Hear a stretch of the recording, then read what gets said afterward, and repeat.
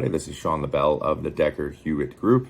It's another negative week here for global equities. There was nothing really in particular moving markets lower. We did have a bit more hawkish rhetoric out of some of the U.S. Fed officials, but this was the second weakest week of the year in terms of trading volume. A lot of people are on vacation here as obviously kids are starting school next week. So the volume was extraordinarily light. This just means that any sort of selling out there was likely amplified by algorithmic trading. So the market was definitely lower on all of that.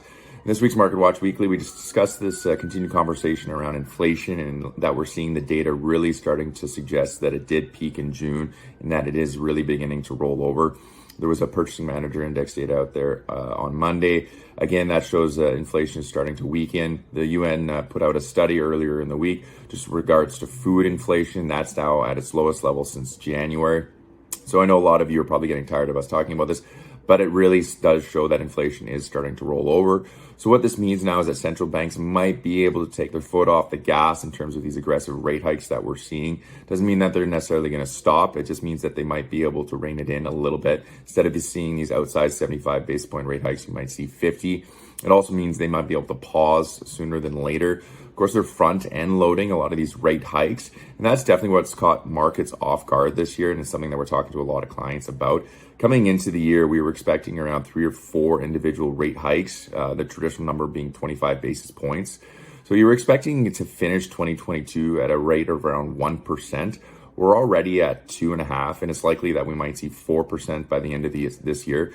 So there's a good stat in this week's Market Watch Weekly that just looks at historical interest rate hike cycles. We're already well in excess of what you've seen in the past 5 instances.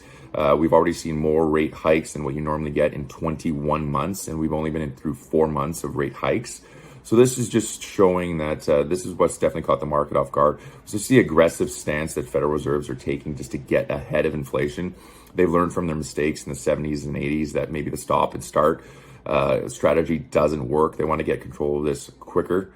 So this is obviously just going to mean market's probably going to be range bound here for the near term, but it's better to get the pain done right away. And you're really starting to see that evidence bear fruit here in terms of these inflation data that, like I said earlier, it is definitely beginning to roll over. There's a couple of interesting charts in there this week that just shows also the negative volume that we've seen this month. It's been pretty interesting, and from a historical perspective, it does generally indicate that markets will move higher. So there's a couple interesting tables in there that we just encourage you guys to take a look.